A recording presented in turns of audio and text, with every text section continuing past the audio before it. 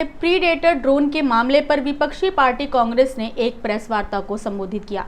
इस अवसर पर कांग्रेस प्रवक्ता पवन खेड़ा ने सरकार द्वारा राफेल खरीद की तरह प्रीडेटर ड्रोन खरीद में पारदर्शिता की कमी का आरोप लगाया और कहा कि प्रीडेटर ड्रोन की तकनीक पुरानी है, इसके बावजूद सरकार द्वारा इसे बिना केंद्रीय सुरक्षा समिति की बैठक कराए खरीदा गया। उन्होंने प्रेस वार्ता के माध्यम से सरकार द्वारा इस मुद्दे पर स्पष्टीकरण का आह्वान किया।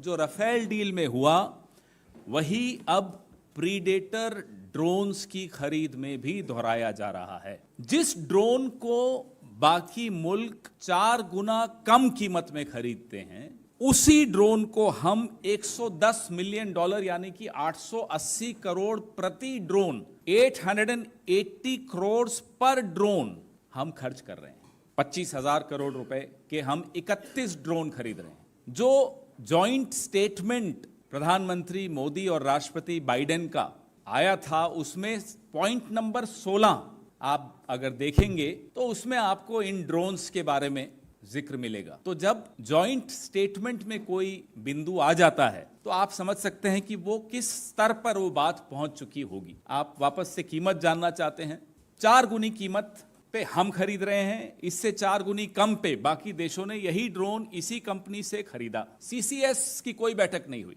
कैबिनेट कमिटी ऑन सिक्योरिटी की कोई बैठक नहीं हुई।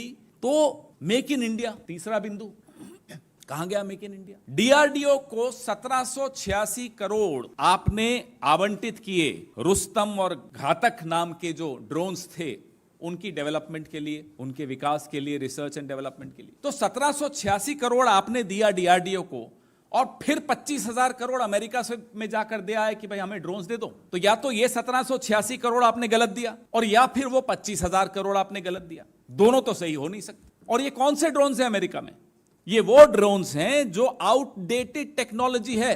उस ड्रोन को अब इस्तेमाल अमेरिका नहीं कर रहा, उसके स्टोर रूम में पड़े हैं कि साहब ले जाओ। तो जब हम कुछ कबाड़ में बेचते हैं, सस्ता बेचते हैं या महंगा बेचते हैं? ओरिजिनल कीमत से महंगा कबाड़ की कीमत कैसे हो सकती है, मुझे ये नहीं समझ में आ रहा।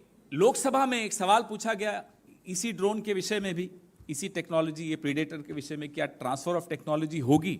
तो स्पष्ट था कि नहीं, ट्रांसफर ऑफ टेक्नोलॉजी भी नहीं होगी। तो आप पूरी तरह से टेक्नोलॉजी भी नहीं ले रहे हो इस पैसे में, इस कीमत में, फिर आप 25,000 करोड़ क्यों खर्च कर रहे हो? क्या एक ड्रोन के साथ कोई इलेक्टोरल बॉन्ड्स की भी शर्तें हैं?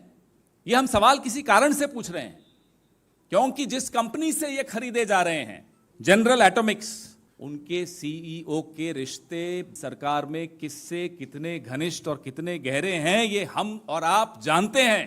कौन है वो महत्वपूर्ण व्यक्ति, वो ड्रोनाचार्य जो इस पिक्चर का निर्देशन कर रहा है? हमारे सवाल कि ड्रोन सौदे को मंजूरी देने के लिए सीसीएस की बैठक क्यों नहीं हुई, कैबिनेट कमेटी और सिक्योरिटी की मीटिंग क्यों नहीं हुई?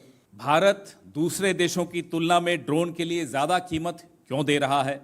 जब वायुसेना को इन ड्रोनों की आसमान छूती कीमतों पर आपत्ति थी तो डील करने की इतनी जल्दी क्यों थी? और माफ कीजिएगा, हमारी वायुसेना ने 18 ड्रोन्स की मांग की थी, हम उन्हें 31 दे रहे हैं। कुछ तो राज है। 8 से 9% टेक्नोलॉजी ट्रांसफर पर हम क्यों सहमत हो? सिर्फ 8 से 9% टेक्नोलॉजी। ये हमारा तीसरा सवाल है। जनरल एटॉमिक्स के सीईओ के मौजूदा सत्ताधीशों और जो प्रभावशाली हस्ती है, इस देश की एक बहुत प्रभावशाली हस्ती है, उससे क्या संबंध है? ये हमारा चौथा सवाल है। हम मांग करते हैं कि इस ड्रोन डील में पूरी तरह से पारदर्शिता लाई जाए ताकि हिंदुस्तान एक और बड़े घोटाले में ना फंस जाए। इसलिए हमारे सवाल प्रासंगिक हैं और हम उम्मीद करते हैं कि सरकार से कहीं जवाब आएगा। विदा लेते हैं। आप अन्य खबरों के लिए बने रहे। राष्ट्र सर्वप्रथम, वंदे मातरम, जाग उठा है भारत। राष्ट्र सर्वप्रथम।